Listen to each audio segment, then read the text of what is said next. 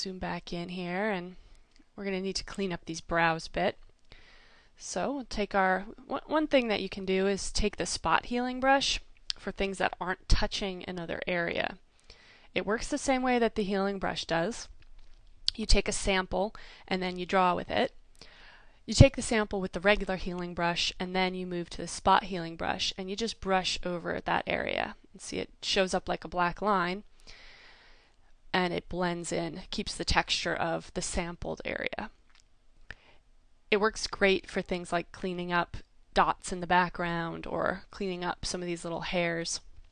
It does not work well if you have to go over an area where there's a shift in lightness and darkness. So like if I tried to just paint over this whole brow area, it wouldn't work. You need to do it where stuff is isolated. Now I'm going to just go in with the clone stamp. And I got it set to 60% here because I want it to be a pretty obvious change, but I want it to still look really natural, so I'm not going to do it at 100%. I'm just going to go in and go over it a couple of times instead of once at 100. That way we keep it natural, keep the texture.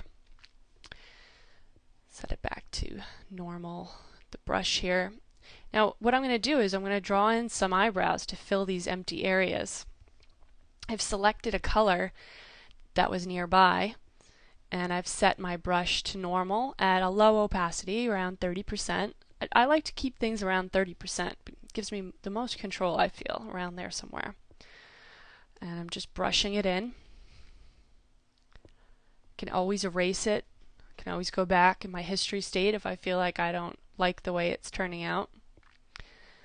I selected a brush that's about the same size as one of these eyebrow hairs, and I'm just brushing in, going over the same spots to build up the color that the brow is. If you go in at 100% opacity, it's going to look like you're drawing on top of it. If you keep it a low opacity and you layer it like I'm doing here, it makes it look a lot more natural. I'm just going to clean up this area here, reshape the brow a little bit. I like her eyebrows bushy and thick the way they are, so I'm not going to just take them all out now. Sometimes you may need to do that, but for this image here, I'm just cleaning them up a little bit. So as you can see now, we've drawn in a little bit of the brow here. Might need to darken it a little bit in some areas, make it look a little bit more even.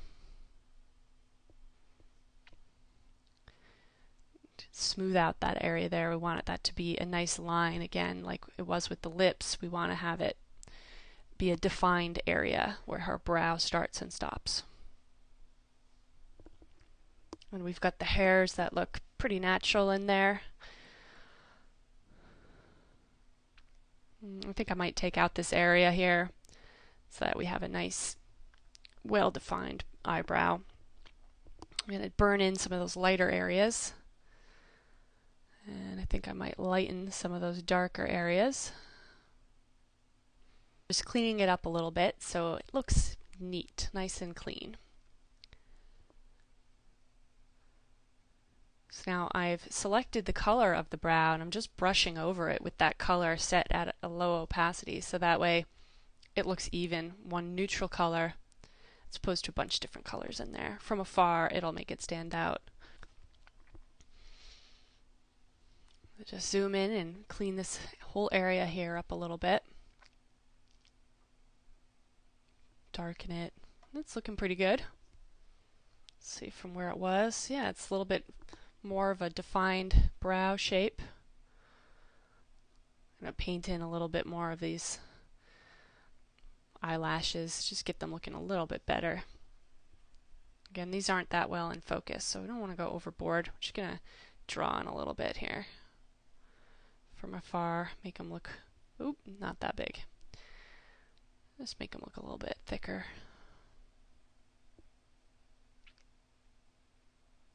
Clean them up a bit.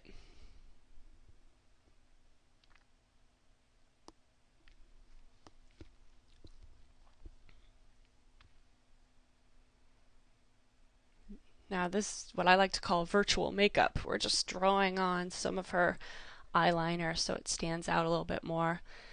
It can be really fun to do makeup on models in Photoshop. You can change their eyeshadow color, you can do whatever you want, really. Lots of options.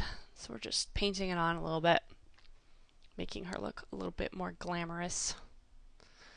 Go back to that nose area here. Still got to reshape that a little bit more, defining it with the burn and dodge so that the highlight down the bridge of the nose there is more accurate. And now we got to clean up some of this hair. She's got a lot of hair going in her face area, so we want to remove some of that. And I'm going to do kind of a quick cleanup here and then burn it in so that it melds with the shadow area. That way it holds on to the texture.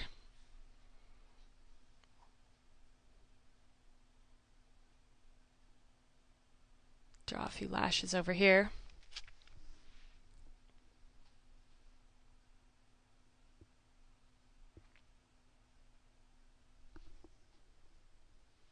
Again, these lashes aren't in focus, so we're just going to quickly draw over them here, define them a little bit more.